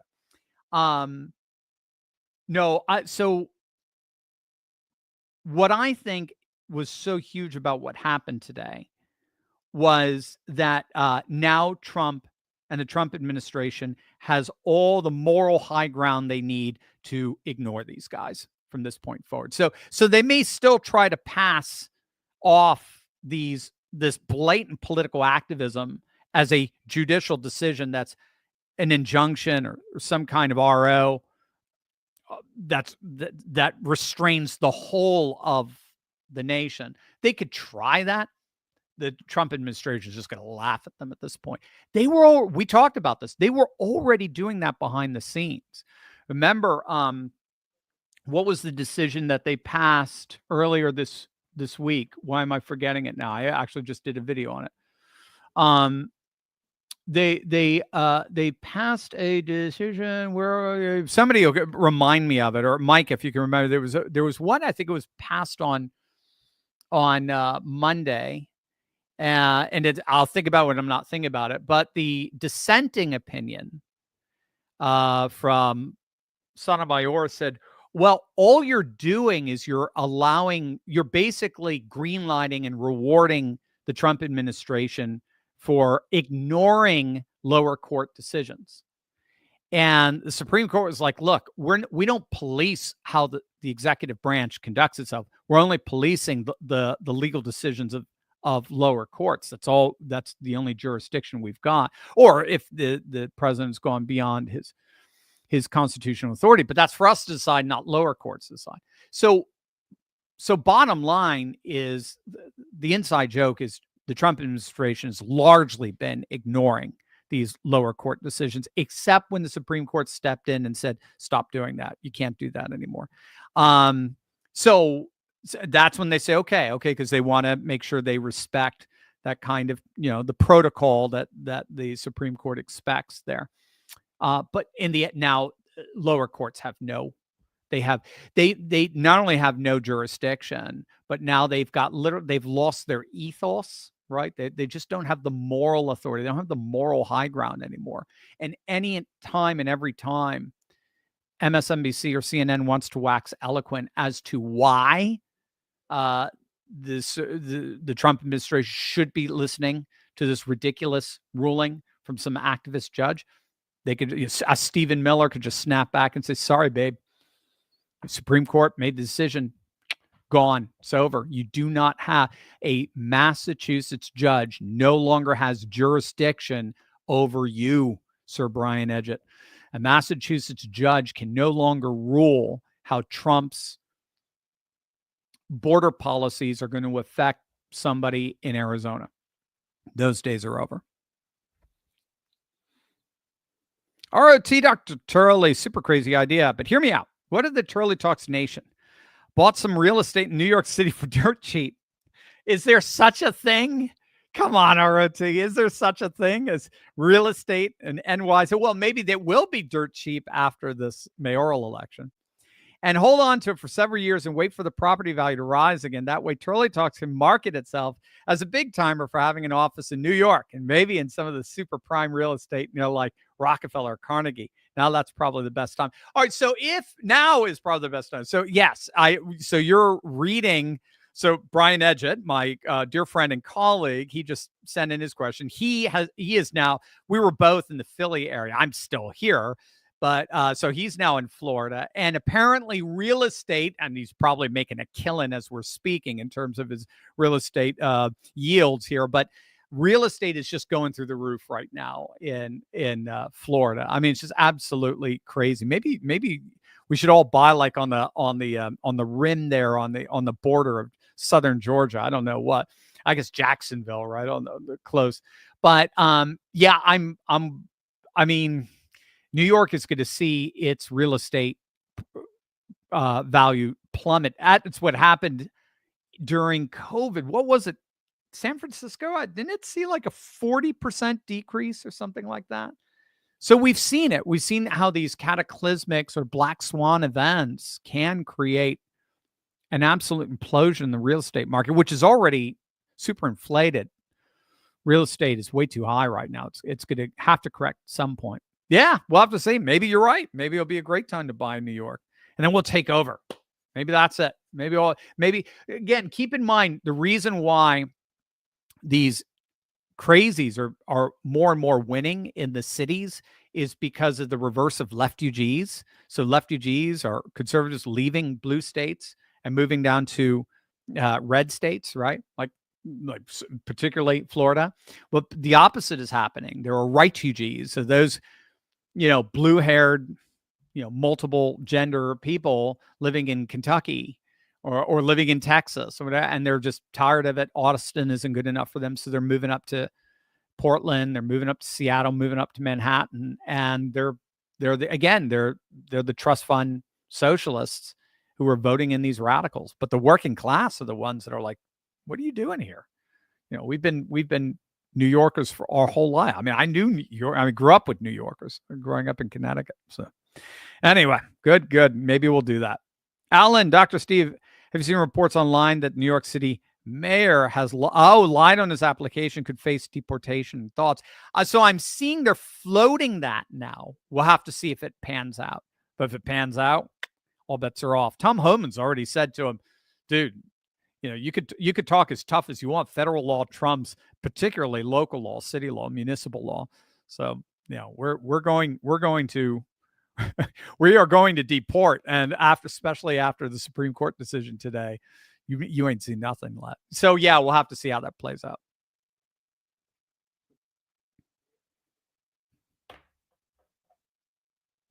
Oh, the original Trump. Sorry, Dr. Steve, did you see the Wisconsin Supreme Court threw out the Democrat plan for redistricting before the midterms? I am insulted. Original troublemaker I touched on that on our little live stream last night. Yeah, it was awesome. That was huge. I was shocked by it, to be honest, because that was the big issue going into the Supreme Court election that Elon got so involved in a couple of months back. If the liberal wins, then they're going to have their, I think, what are they, 5-4, 4-3, whatever it is. They're going to have their liberal majority. And then the governors, the far left wing, Tony Evers' plan to redistrict Wisconsin, which right now is 6 Republican districts to only 2 Democrat districts. So they have 6 out of 8. He was going to revamp it, so it's going to be 5 Democrat or 6 Democrat. That's gone. That's over. It's not happening. And so that's very good. That's going to keep Wisconsin nice and red for the midterms. And in addition, we're picking up 6 to 7 seats in Ohio's and Texas's redistricting. Again, their Supreme Courts could step in, but their Supreme Courts are generally pretty conservative, so we don't have to worry too much about it. So it's really exciting stuff. Yeah, I was very excited about that. Kevin, today is Trump is today's Arthur with Merlin combined. I love the mythological references. Look at the force for good and the magic he's accomplishing for the good of the world. I could go biblical, but Kamala, I'm with you. No, it's all Christ is the convergence of it all. He's the Logos that brings it all together. But Camelot is its own glorious, wonderful world. As is Middle Earth, as is Narnia, as is Miyazaki's world buildings. So I'm with you. Absolutely. I think there is tremendous, extraordinary magic happening, supernatural power happening. It's extraordinary. Trump, the idea of a sun god, a sun emperor is a recurring motif in different cultures. And that hair, I'm sorry, man. And all the gold in the Oval Office now. I mean, even Washington Post flipped out saying Trump thinks he's the Sun King. Well, yeah, because he kind of is. I know. There's a bunch of you get upset every time I say he's not a king. I get your fan mail or your not so fan mail. He's not a king. He's a prime. You gotta think mythically. Our presidents are a kind of a king we get to choose because we are ultimately sovereign vice regents in the world. We're all kings in that sense, kings and queens. So I'm with you, man. I think this is the true Camelot. It's amazing stuff. Original Troublemaker, Dr. C, do you think the SCOTUS decision allowing South Carolina to fund planned abortion, Planned Parenthood, for those in Rio Linda, is a death sentence to that horrible organization nationwide? Yes. I don't know if yes, it's a death sentence to it nationwide. It will increasingly be only consigned to blue states. They admitted that 70% of their funding comes from public funds. You and I pay for Planned Parenthood, bottom line. Those days are over. Trump has defunded it federally, and now red states are increasingly defunding it. So it's going to be a hangover from the old liberal era that once dominated our nation, that has now died and has receded back to the decreasing blue states. Alan, the Demeroids are down to using the Senate parliamentarian to stop the big, beautiful bill. I've seen that and heard that VP Vance can override the parliamentarian, but Thune says they won't. Can we get rid of Thune fast enough? Well, no. So again, I know Thune isn't very strong, but again, it's the Senate. And, say what you want about Mitch McConnell. I mean, Mitch McConnell's laughing right now because McConnell he always figured out how to get around the parliamentarians. He always figured it out. So we'll see what Thune's got cooked up, but don't worry. It's going to be a good bill. That triple B will be awesome at the end. It'll be exactly what Trump wants. I don't think you have to worry about that. The parliamentarian can most definitely be overrid by the vice president. The parliamentarian, it represents, as I understand it, the vice president. So the parliamentarian doesn't stand over and against the vice president. JD can come in and he can take care of this. So Thune may be just waiting for that because, again, it's Trump that has all the political power. So if Trump sends in Vance says, here's the bill, we're voting on it as is, the parliamentarian becomes worthless. And again, the parliamentarian's an advisory role that's been turned into Moses by its politicalization. Hi, Q. Good to hear from you, my friend, from across the pond. Liberals cheer on Palestine, Mexico, Iran. Old school Republicans cheer on Israel. No one cheers on America. There you go. Hi, Q. There you go. That is one of the issues and concerns behind what Trump was doing, particularly last week, was, every time we get close to trying to fix America, the neocons always end up, or the neolibs always end up distracting us and deflecting our attention to something going on around the world, because after all, we rule the world, right? I think Trump handled it pretty well. Marilyn Dougherty, do you think that, what is this? These are uncials. This is how the original Greek New Testament was written. It was all single, no spaces between words. Do you think that Madami will bring Sharia law to New York? No, Madami's he's a hardcore lib. He's a left winger. He's totally like pro-trans and all. No, he's not. That's what I mean. He's just like, He's like the mix of everything unpopular. At least if he was like hardcore Sharia, there would be, I don't know, at least there would be almost this kind of, religious right attraction to him or something. But he's just like, he's everything nobody wants. And this is no offense to, seriously, I have tremendous respect for Islam and Shiite and Sunni and you name it, and particularly Sufi and their musical traditions and the whirling dervishes. I actually find Islam to be an incredibly attractive and beautiful historic faith. But I'm just saying, I mean, he's pushing himself as a Muslim who's all for trans and is all for government-run supermarkets and all for transitioning kids and and for turning New York into the sanctuary city for illegal migrants all over the world. I mean, he's just literally doubling down on every single unpopular issue imaginable. I just don't see anything good coming out of it for the Democrats, for sure.